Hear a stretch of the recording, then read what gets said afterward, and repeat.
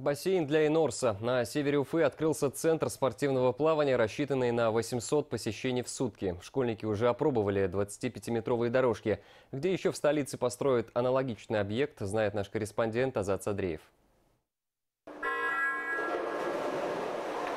Первый заплыв в новом бассейне жители Инорса встретили аплодисментами. Раньше такого спортивного объекта в микрорайоне не было. Чтобы поплавать зимой, приходилось ездить в центр города. Неплохо, вода мягкая, в принципе. Очень хорошо плывется. А раньше до этого где занимались плаванием? Куда приходилось ездить? Буревестник на гостином дворе. Кроме бассейна, в центре также есть тренажерный зал. Спортивное оборудование уже завезли, местные жители приступили к занятиям. На этой неделе начнутся уроки плавания для учеников 1-4 классов. И для нас, конечно, очень важно, чтобы дети с раннего возраста, во-первых, оздоровились, во-вторых, научились плавать, чтобы они себя безопасно чувствовали на наших водоемах. Строительство объекта обошлось в 150 миллионов рублей. Часть денег поступила из федерального бюджета в рамках проекта «Спорт. Норма жизни». На открытие нового бассейна приехали первый вице-премьер правительства республики Андрей Назаров и мэр столицы Ульфат Мустафин. По словам чиновников, подобные центры нужны не только Уфе, но и другим городам и районам Башкортостана. Работа по их строительству будет продолжена. Плавание, в общем-то, всегда считается одним из самых полезных видов спорта, потому что у многих проблем и у школьников, и искривление позвоночника, и другие проблемы из-за того, что сидя все занятия проходят, а, в общем-то, как раз плавание дает возможность и восстанавливать силы.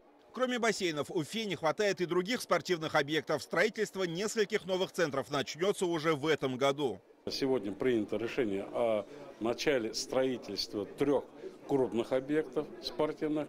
Это центр гимнастики на улице Аврора Рабкоров, центр борьбы на улице Комсомольской. Это 2-й объект. И 3-й объект, сейчас на экспертизе проектно-экспертная документация, это центр волейбола. Пока же начало занятий по плаванию ждут ученики начальных классов школ Инорса. Первые уроки пройдут уже завтра. Когда придете сюда? Четверг. Первое занятие у вас здесь будет, да? Да. Я в пятницу приду. А плавать-то умеете сами? Конечно. Более-менее. Я умею на спине плавать и на животе. Я на всем. Спасибо.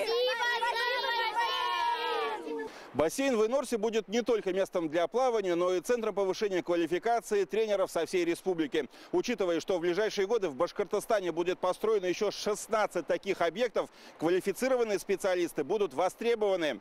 Кстати, в скором времени новый бассейн откроется и в микрорайоне Шакша. Азат Садреев, Роберт Давлетбердин, Виктор Беренков и Константин Романов. Новости Уфа.